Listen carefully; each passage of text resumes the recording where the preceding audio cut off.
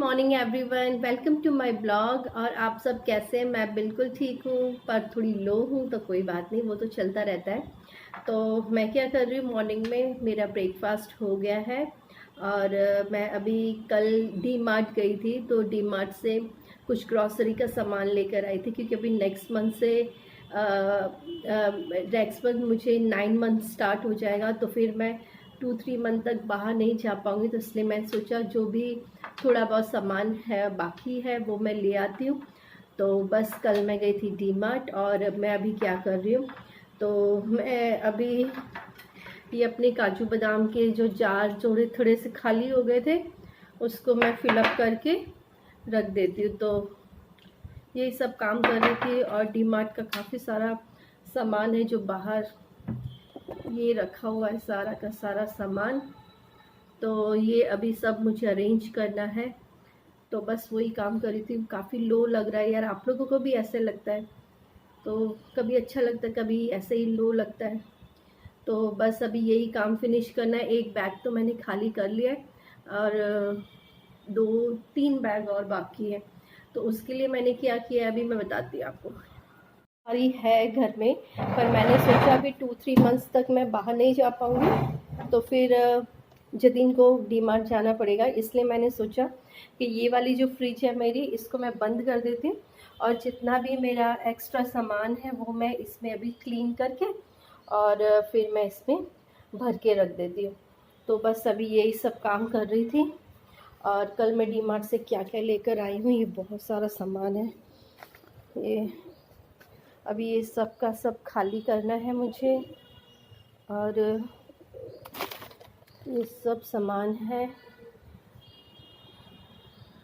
फिर मुझे कुछ ऐसी चीज़ें दिखाई दी, और बहुत ही रीज़नेबल में थी। रीज़नेबल तो नहीं कह सकते कि मतलब 4 बैग भर के लेकर आना, तेल का डब्बा लाना जो नॉर्मल हम लोग यूज़ करते हैं, और 9,000 का सामान सिर्फ 4 बैगों में ही आ गया, सोचो आप। तो चलो ठीक है, वो तो ज़रूरत की सामान है, वो तो लानी पड़ेंगी।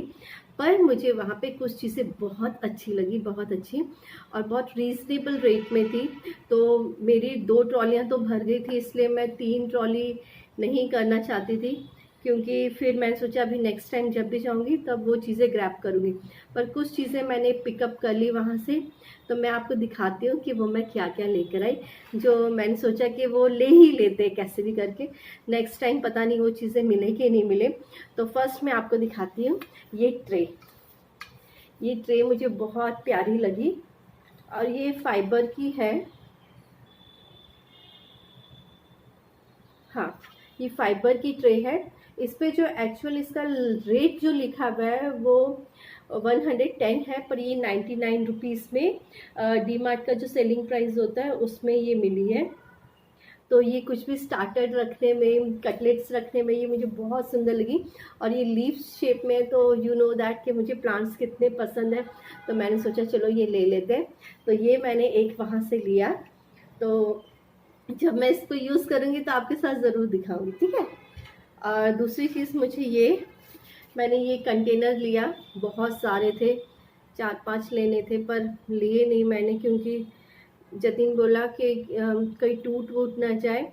तो 2 ट्रॉली तो फुल थी, तो इसलिए फिर मैंने सोचा तीसरी ट्रॉली में ये 4-5 सामान और डालूंगी तो कैसा लगेगा। तो मैंने कहा चलो कोई नहीं, एक ले लेते हैं, राइट। तो ये 169 रुपीज़ में मुझे ये मिल गया। तो जैसे कभी आटा वाटा गूंद के रखना हो तो इसमें रख दो, कुछ सब्जी काट के रखनी पड़ती है, काट के रख दो। आप लोग सब होशियार ही हैं, बताने की ज़रूरत नहीं है। तो ये बहुत अच्छा है। तो ये मैं ले आई एक, मैंने कहा चलो एक तो ले लूँ कम से कम, नहीं।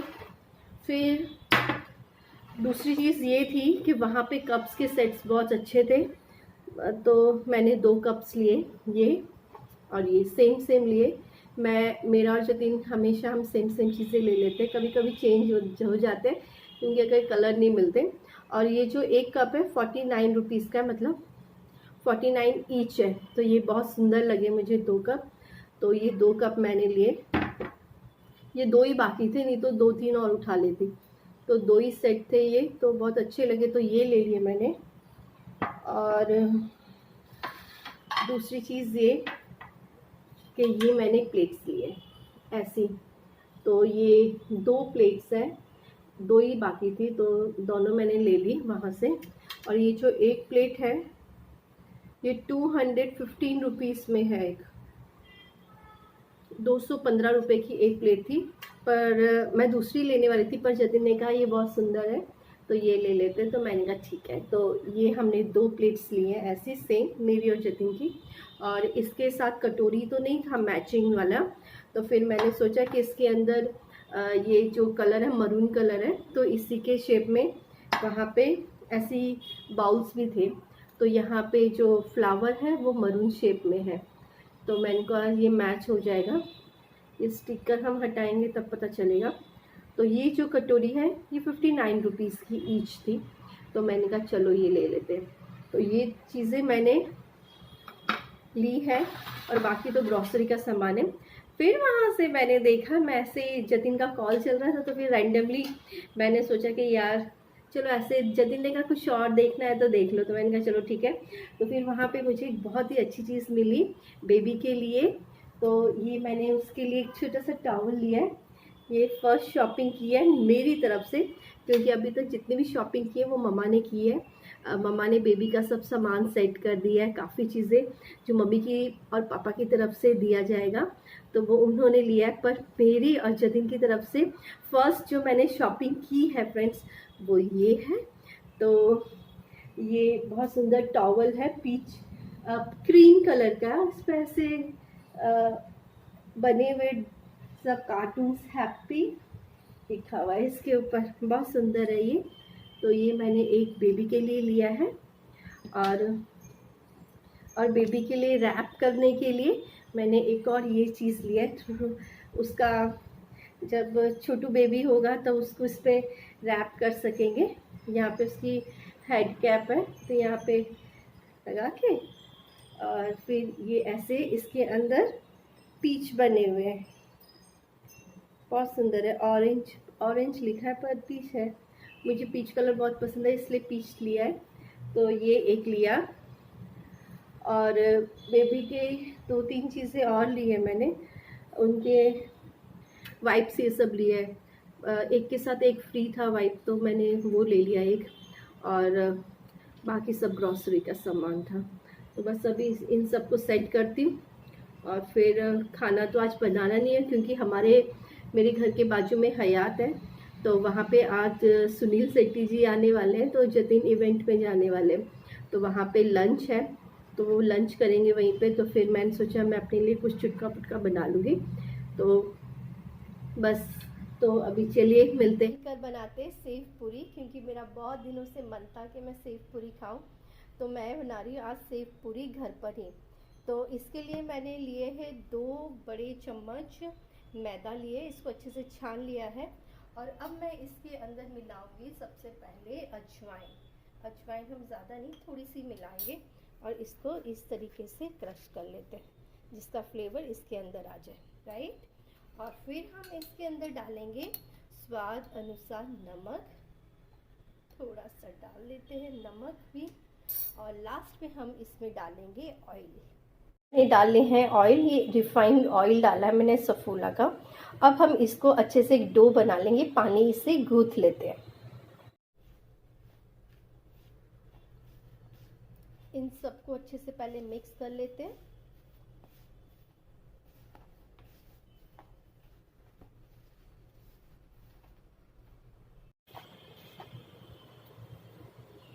चलिए, मोवन भी बिल्कुल ठीक है, और ये सारे इंग्रेडिएंट्स जो हैं हमारे वो अच्छे से मिक्स हो गए। अभी हम थोड़ा थोड़ा पानी डाल के इसका एक रोटी वाला डो हम लोग प्रिपेयर कर लेते हैं।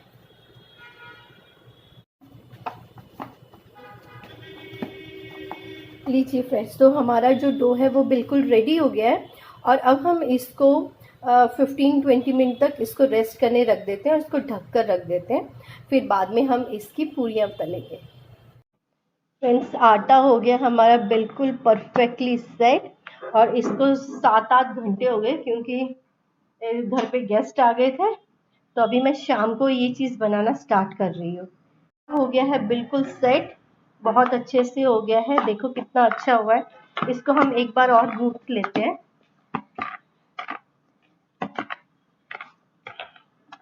और इसकी हम लोग इतनी बड़ी बड़ी लोई बना लेते हैं, 2-3, राइट। अब इसकी हम बड़ी बड़ी रोटियां बना लेंगे। और इसके लिए सबसे इम्पोर्टेंट मैं आपको एक ट्रिक बताती हूँ कि जल्दी से बन जाएगा। अगर आपके पास कटर नहीं है, जैसे मेरे पास कटर नहीं है, तो ऐसे ग्लास का कोई भी शेप ले लो। एक ये शेप मैंने लिया है और एक ये वाला शेप लिया है, एक ये शेप ले लिया है। ये थोड़ा छोटा है और ये काफ़ी बड़ा है, तो हम पर लेंगे ये वाला क्योंकि ये बिल्कुल परफेक्ट है। और लेंगे एक फॉक क्योंकि हमें उसके अंदर छेद करना पड़ेगा। और साइड बाय साइड हमारी जो है आटा, सॉरी, जो हमारा ऑयल है वो भी गर्म होने मैंने रख दिया है, क्योंकि जैसे जैसे पूरियाँ रेडी होंगी उसके बाद हम लोग डायरेक्ट तब ऑयल में डाल देंगे। प्लेटफॉर्म को बहुत अच्छे से क्लीन कर लिया। अब मैं इस पे ही बड़ी सी पूरी बना लेती हूँ कि एक साथ ही बहुत सारी पूरियाँ कट के आ जाएंगी।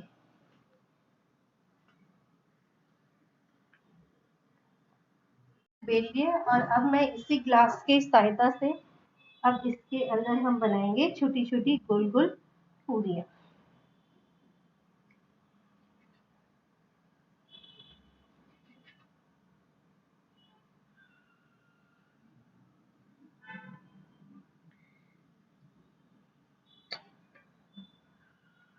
ऐसे करके आपके पास भी अगर कटर नहीं है, जैसे मेरे पास नहीं है, तो आप भी ऐसे बना लीजिए।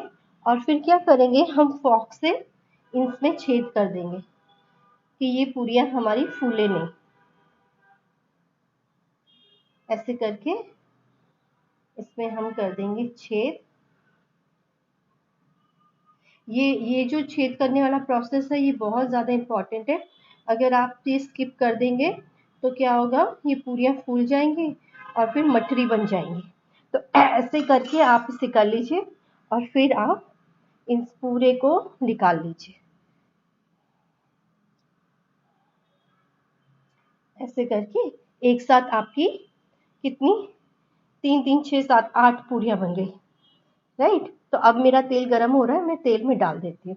पूरियाँ तो बनके रेडी हो गई हैं, मैं भी आपको दिखाती हूँ। और अब मैं बना रही हूँ डुगू के लिए थोड़े से शक्कर-पारे, क्योंकि नाश्ते में डुगू को अच्छे लगेंगे। तो अभी मैंने थोड़ा सा आटा बचा के डुगू के लिए शक्कर-पारे बना लेते हैं। तो बस ये अभी लास्ट लॉट है और हमारी पूरियाँ तो बन गई है।